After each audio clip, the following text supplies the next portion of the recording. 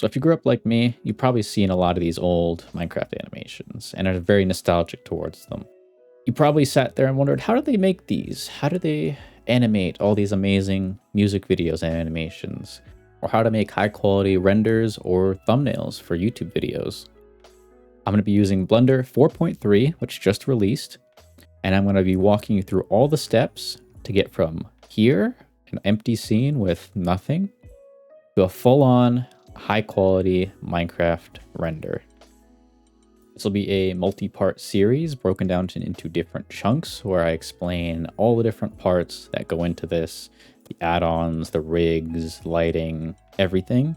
So if you're interested in this, hit the subscribe button, hit the like button, and yeah, this video is going to be a basic introduction to all the Blender hotkeys and buttons and menus and stuff. And then later on, we will go into the more detailed specifics. First things first, we got to download Blender. Now you can go to blender.org to download it there.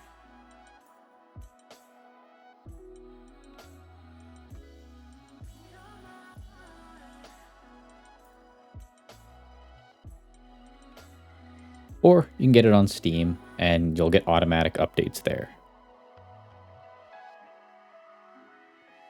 So I'm going to break down all the most basics that you will need before getting into the more complex things. So first thing, when you open up Blender, you're going to have the splash screen here. If you'd ever installed it before, you won't have this. This is just from if you have an older version. These are all the settings. I keep all these like the same and then just hit save. On a fresh install of Blender, you'll open up to a window like this. You can click anywhere to get rid of it. Now we have our 3D viewport in the middle. We have our outliner in the side. We have our properties panel on the side also. And we have our timeline at the bottom. Starting with the 3D viewport, this is where all your objects and scenery and anything you are rendering will be all in here. Your outliner displays all your items in a nice neat list and allows you to rename or sort objects into their specific collections. The properties panel explains things like render settings, scene settings, and specific object settings. And at the bottom here, you have your timeline, which is where you would animate in. Now, the most important part of Blender is the navigation and how to move around. To start moving around, you use middle mouse to orbit around your object. Shift middle mouse to drag left and right. Control middle mouse to zoom in and out. You can also use a scroll wheel in this situation, whichever is like more comfortable for you. On the side of the window, you will have these 4 icons, which do similar things as zooming and dragging your viewport. You can also select this gizmo up here and rotate around your scene. You can also select each of the directions to snap in a specific view, if it's top down, front view, or a side view. Over to the left, we have our toolbar, and you can hit T to bring it out or hide it if you do not want to see it.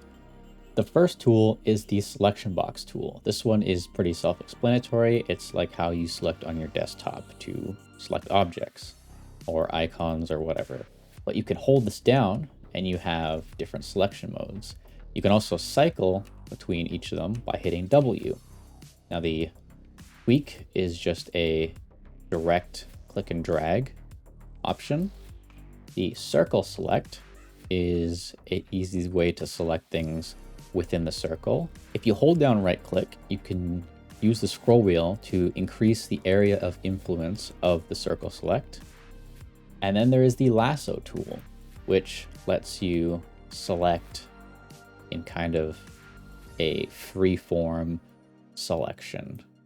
So if you want to select only the camera and the cube, but you don't want to touch the light, you could do it that way. And that's all for the selection modes. Now, the second icon is the cursor, or more known as the 3D cursor. This shows up in the viewport here, and what it does, well, at the moment, if you select this, you can place it wherever you want. You can also choose how you want it to orient, or you can select an object, hit Shift S, and snap either an object to the cursor or cursor to selected. This is a very useful tool for snapping things around the world.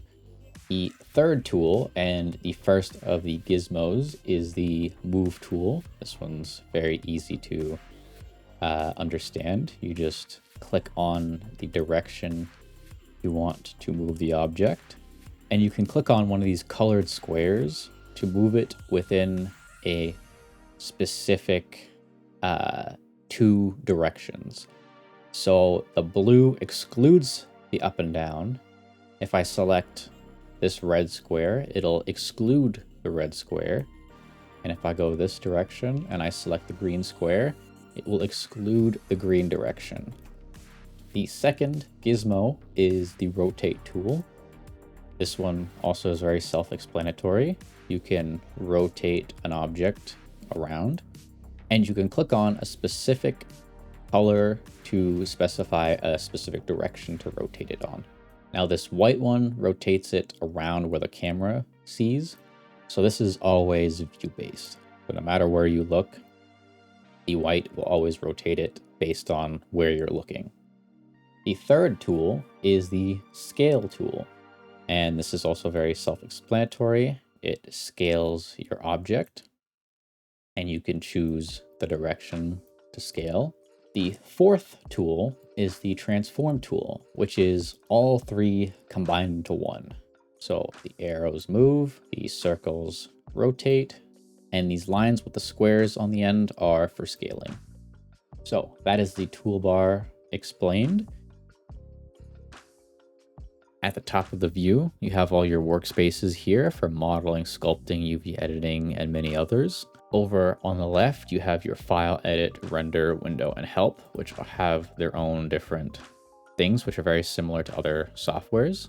Below that, you have your specific settings for the 3D viewport window. The one on the far left, which switches the menu to very different types of windows. The object mode or mode switcher option dropdown, which this changes based on what object you have selected. The view settings, the select settings, the add settings, which allow you to add objects to your scene, which you can also access in the 3D viewport by hitting Shift and A. And your object settings, which are all your specific settings to a specific object you have selected. You can also access this by right-clicking on an object, but you have more up on this menu here. To the right of these, you have your transform orientations, your transform pivot point, your snapping tool, and your proportional editing tool. To the right of these, you have your selectability and visibility, your viewport and gizmos, the viewport overlays, which you can enable and disable, same with this one, the X-ray mode, and your viewport shading modes, being wireframe, solid, material preview, and rendered. Each one of these has different settings for the drop-down here. Underneath here, you have your options, which is just for specific things. Now to the right of the viewport options, we have our outliner, which is what shows all of our collection info. We have our search bar up here to search for specific things. Our filter, which allows you to filter through different objects and turn on restriction tools. And the add collection button, which allows you to add new collections to put things in. Underneath the outliner is our properties panel. From top to bottom, we have render settings. We have Eevee, which is our real-time render engine, as I can switch to the render mode, like rendered mode. And I can pan around and everything is seen in real time. And I can move the light around and also see that in real time. We will return back to the render settings as there's 2 render engines in Blender, one being Eevee, which is the real-time render, and Cycles, which is the path traced render engine. Now, you can select GPU, which is very much recommended to render with. And then all these other settings I will explain in detail later on. Output settings have our resolution and many other settings like frame rate and file type. View layer is all of our passes, which is a more complex rendering technique, which I'll talk about later. Scene, which is like what is your active camera, your units, gravity, and many other stuff for simulations and whatnot. World is your background. So changing this can change your background. You can also input an image texture and other things here to display in the background. Collection. Your collections is your collection information that you have selected. Object. The object properties is the object you have selected or last selected. Modifiers. The modifiers allow you to add non-destructive modifications to your object. Particles. The particle menu allows you to add particles and hair to emit from your object. Physics is the ability to add different physics to different objects. Constraints.